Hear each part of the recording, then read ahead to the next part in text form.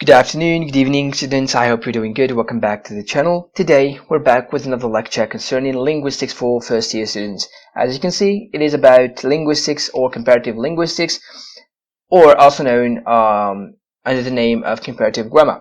Before I start, you should check the previous video that is history of linguistics. It is very important as well. You can find it on the description below, or just find it on this channel. Anyways, before I start, as usual, I invite you to like the Facebook page of this channel in order to be notified whenever I post something new, or you can also ask your questions there. You can basically contact me there if you need any extra detail. With that being said, also subscribe to this channel if it's not already done. That would encourage me to do more and also help you out during the period of exams. Without any further ado, we shall start with comparative linguistics or comparative grammar. So the word comparative comes from the word comparison. Why do we compare? But no, what do we compare first? Then why do we compare it? So we compare languages in terms of their grammar. And why do we compare them? It is in order to classify them.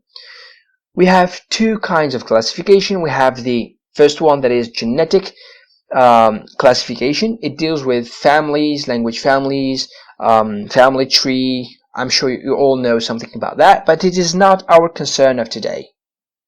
We will deal with the second type of classification, that is typological classification. We have three types. We have classified languages into three types. The first one is called isolating, or also known under the name of root or analytic languages. So it's either isolating, root, or analytic languages. It's the same thing. All you have to do is to mention only one. Second type is also known under the name of synthetic languages, or inflecting languages, or fusional languages. The third type is agglutinative languages. This is very important. We will start with the first type. We explain, exemplify with a language or two in order to make it easier for you to understand. So, isolating languages. The grammatical units are independent. That is to say, the grammatical relationships are shown through word order. If you take Chinese language, for example, you will find that if you want to express different grammatical relationships, all you have to do is to change the word order in a sentence. For example, you have A, B, C. Each letter stands for a word. If you put first B, then A, then C, or C, then B, then A, you would have expressed different grammatical relationships. This is as far as isolating languages are concerned. This is the first type. Second type is synthetic or inflecting or fusional languages. This is very important. It deals with affixation. It's either a suffix, prefix, or an infix that is in the middle. English is not really or mainly concerned with the infix, but for the suffix and the prefix, English is also known for that.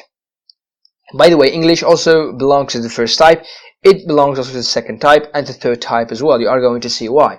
The second type, it is synthetic languages. Like I said, it deals with affixation. Another example besides English, it is Arabic. Our language. We deal with suffix, prefix, and infix. We usually do this in order to indicate a tense. If we want to indicate whether the word is singular or plural. Also to indicate the gender, masculine or feminine. Anyways, the grammatical relations are shown through morphological changes. When we talk about morphology, I have already made a video about morphology. You can check it if you want. Morphology, or in order to express different grammatical relations, we change the morphological structure of the word. Okay, for example, we have the word in Arabic, kataba. If we add a prefix, that is yaktubu, here we indicate that it is